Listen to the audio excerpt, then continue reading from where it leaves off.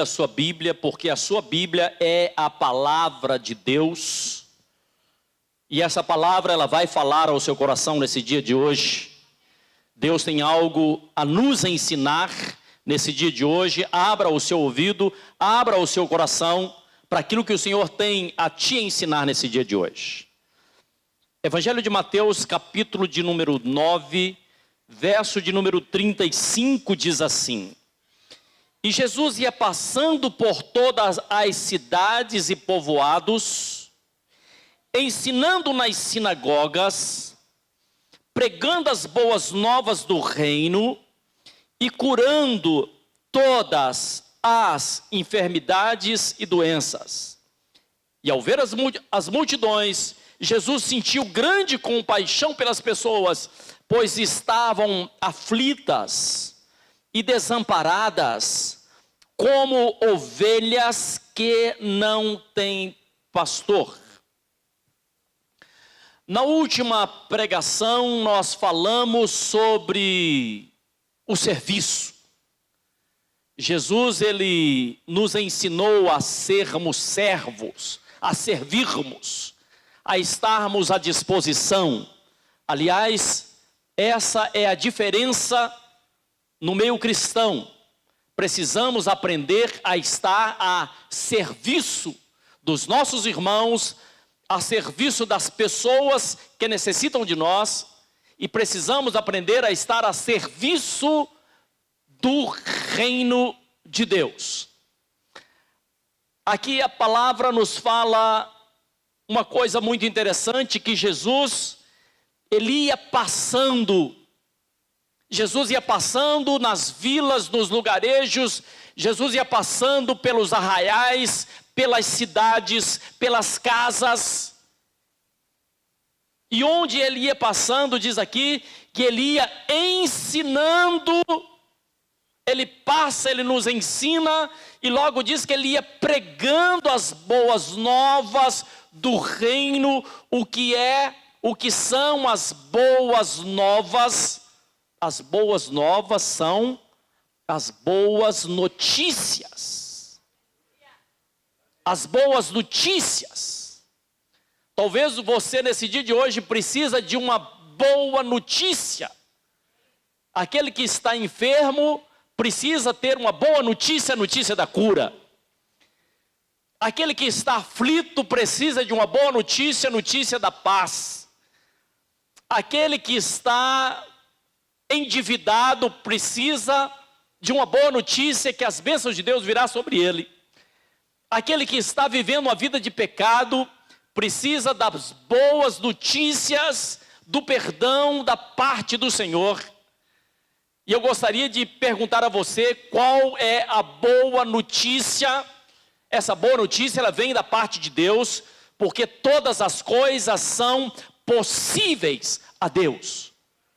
Tudo aquilo que você precisa nesse dia de hoje, aquilo que você mais necessita, eu digo a você que Deus, ele pode fazer e ele quer fazer na sua vida.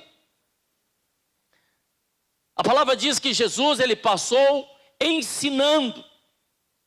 Talvez o que nós mais precisamos no dia de hoje é aprendermos a respeito da palavra. Mas diz também que ele passou curando todas as enfermidades. Ou seja, Deus não quer que você esteja doente. Deus não quer que o seu filho esteja doente, que o seu pai, que o seu irmão esteja doente, porque nós servimos a um Deus que traz cura. Eu não sei se você ouviu a minha voz. Às vezes nós ouvimos algumas pregações. Eu gosto de ouvir uma pregação que traga uma expectativa sobre a minha vida.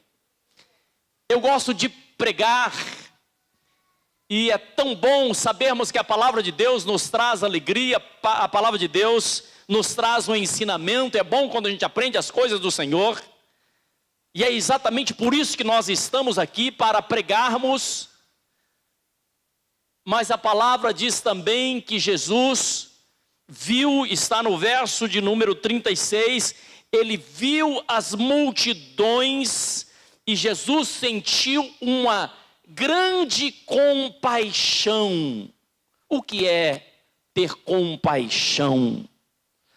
Ter compaixão é ter o entendimento do sofrimento do outro, é se colocar no lugar do outro. Ter compaixão é trazer uma palavra de libertação, é trazer uma palavra de cura. Ter compaixão é estar ao lado, orando junto, ensinando. Ter compaixão é exatamente o que Jesus fez. Ele teve grande compaixão daquelas multidões, porque as multidões estavam aflitas. Diz a palavra, as multidões estavam aflitas e desamparadas como ovelhas que não têm pastor. Às vezes nós perguntamos, para que serve a palavra de um pastor? Será que a palavra de um pastor serve para te condenar, para te julgar? Será que a palavra de um pastor serve para te ferir? Não, porque Jesus não fez isso. Jesus, ele trouxe um ensinamento, Jesus acolheu, Jesus teve compaixão. Às vezes as pessoas são duras demais, às vezes as pessoas estão machucadas e querem machucar as outras, mas aqui nós ouvimos, nós estamos entendendo qual é o desejo, o que é que o Evangelho do Senhor Jesus está nos ensinando. E nós precisamos saber que as boas notícias é exatamente termos um Deus que se compadece de nós, que se compadece da nossa fraqueza, que se compadece das nossas dificuldades. Nós temos um Deus que se compadece das multidões, mesmo porque boa parte das multidões ainda não conhece a sua palavra. Mas Deus também se compadece de você quando olha para você e vê a sua fraqueza, e vê a sua dificuldade, e vê os nossos pecados. Então nós temos um Deus que se compadece de nós. Por isso que a palavra do Senhor, ela vai se espalhando, ela vai alcançando pessoas, ela chega até aquele senhor que está sozinho, no lugar mais distante, e ele ouve uma palavra que que pode lhe dar uma expectativa de vida, que pode falar sobre salvação. E aquela senhora que está longe, ou aquela criança, ou aquele casal que passa por um momento difícil, essas pessoas podem saber que existe um Deus, e esse Deus traz salvação, mas Ele também traz alegria, Ele traz paz, Ele traz libertação. Ele pode fazer com que haja o antes e o depois. Assim como nós aprendemos nas nossas aulas de história, que existe o antes de Cristo e o depois de Cristo. Na vida das pessoas podem ter também o antes de Cristo e o depois de Cristo. Ou seja, quando Cristo entra na sua vida, quando Ele muda radicalmente a sua vida, quando o seu coração está aberto para receber os seus ensinamentos. Eu gosto muito de ler as Escrituras, eu gosto de saber sobre os líderes, e um dos líderes que Deus usou poderosamente foi Moisés. Moisés, ele conduziu uma grande multidão, e essa multidão estava também perdida, escrava, machucados, feridos fisicamente e na alma, fisicamente, mas também a mente daquelas pessoas estavam feridas, porque viviam uma vida de escravidão no Egito. E Moisés lidera esse povo, sai do Egito em direção à terra da promessa. É exatamente a minha história e a sua história. Nós estamos caminhando, nós estamos indo em direção à terra da promessa. Eu não sei se você crê assim. Deus está nos conduzindo, por isso que nós estamos ouvindo a palavra dele. Mas Moisés, ele não conseguiu adentrar com aquela multidão na terra da promessa. Deus levantou um homem chamado Josué, e a palavra e o nome Josué tem o mesmo significado do nome Jesus no hebraico.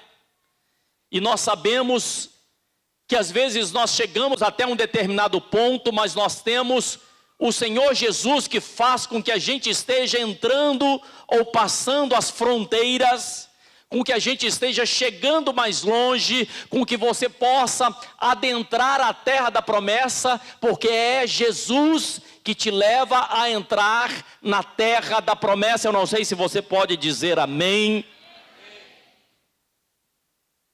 Então o Senhor Jesus, Ele está nos ensinando, Ele está nos trazendo conhecimento para que a gente olhe para a palavra dEle, para que a gente tenha entendimento da palavra dEle, porque quando a gente entende a palavra de Deus, nós começamos a entender sobre a nossa própria vida, porque nós fomos feitos por Deus. E quando conhecemos a Deus, nós passamos a conhecer a nós mesmos. Se nós desconhecermos a palavra do Senhor, nós teremos dificuldades como levar as nossas vidas. Então Deus não está trazendo medo ao seu povo. Deus não está, preste atenção no que eu vou dizer, não se assuste. Nós estamos vendo muitas coisas acontecendo no nosso país, muitas coisas acontecendo no mundo inteiro. E aí a gente começa a dizer assim, parece que Deus agora vai começar a castigar o seu povo. Deus vai trazer juízo sobre o seu povo. Não, Deus não está trazendo juízo ao seu povo, porque Deus haverá de julgar cada um, diz assim a palavra de Deus. Mas o que nós estamos fazendo agora é exatamente conhecermos a grandeza de Deus, o amor de Deus e também o perdão de Deus. Eu gosto muito do profeta Isaías, porque o profeta Isaías, que viveu 700 anos antes de Cristo, ele disse aquela passagem poderosa. Eu gostaria que você desse uma olhada comigo, Isaías 61, por favor. Ele diz assim, Isaías 61, 1 diz assim: eis que o Espírito de Yahvé, o soberano, está sobre mim, porque o Senhor me ungiu para anunciar as boas novas aos pobres, enviou-me para cuidar dos que estão com o coração quebrantado. Se você tem o coração quebrantado, o Senhor diz aqui, Ele enviou-me para cuidar dos que estão com o coração quebrantado. Se o seu coração não estiver quebrantado, não tem como Deus cuidar de você. Você não vai entender o que Deus está fazendo, não vai entender o que Deus está falando. E diz assim, os que estão com o coração quebrantado, proclamar a liberdade aos cativos e a libertação do mundo das trevas aos prisioneiros da escuridão. Diz o verso de número 2, para anunciar a todos o ano aceitável de Yahvé e o dia da vingança do nosso Deus, para consolar todos os que estão tristes. Preste atenção no que eu vou falar. Isso foi uma coisa que Isaías disse 700 anos antes da vinda do Senhor Jesus. Mas no tempo do Senhor, quando Jesus entra no templo, e quando Jesus pega a palavra, e o sacerdote chama Jesus à frente, para que Jesus lesse um trecho, Jesus desenrolou o rolo, que estava contida a palavra de Deus, e abriu onde? Exatamente nessa palavra. Está em Lucas capítulo de número 4, verso 18, e Jesus diz assim, Jesus abre o livro, diz o verso 17, que foi entregue o livro do profeta Isaías, e ele desenrolou e achou onde estava escrito, ou seja, a profecia estava se cumprindo naquele dia. Eu não sei se você está ouvindo a minha voz. A profecia do Senhor, ela vai se cumprir na sua vida, no momento correto, no tempo certo, no tempo do Senhor.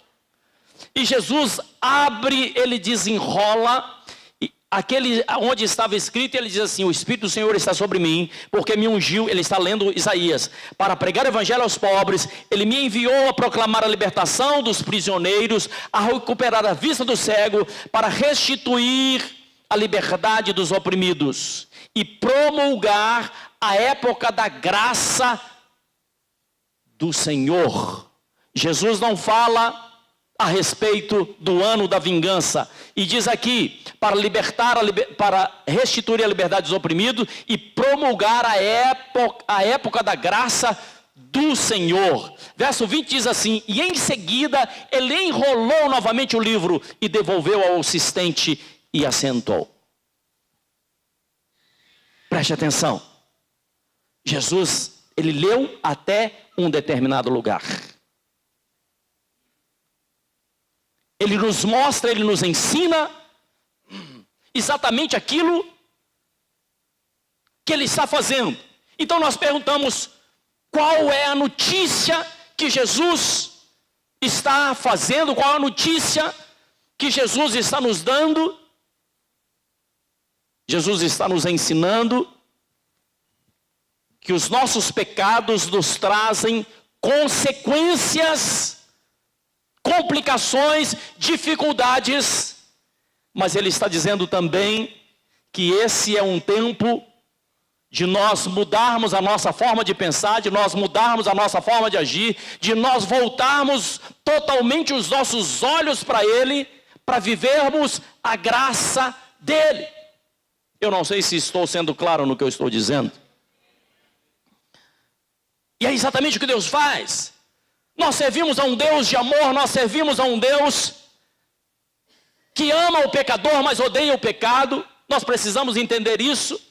Nós servimos a um Deus que está com os braços abertos e estendidos, esperando pelo nosso arrependimento, pela nossa transformação.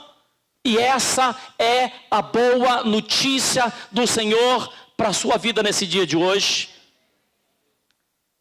Por isso a função da igreja do Senhor Jesus é ter compaixão, é servir, mas também ter compaixão é estar do lado. Porque Jesus um dia ele deu uma ordem: amarás o Senhor teu Deus de todo o seu coração, de toda a sua alma, mas amarás também o teu próximo como você ama a si mesmo. O próximo talvez seja uma pessoa perdida que está do seu lado. O próximo talvez seja aquela pessoa que você jamais estaria ali. O próximo são pessoas que Deus coloca do nosso lado para que tenhamos compaixão. E quando nós temos compaixão de alguém, Deus também tem compaixão de nós.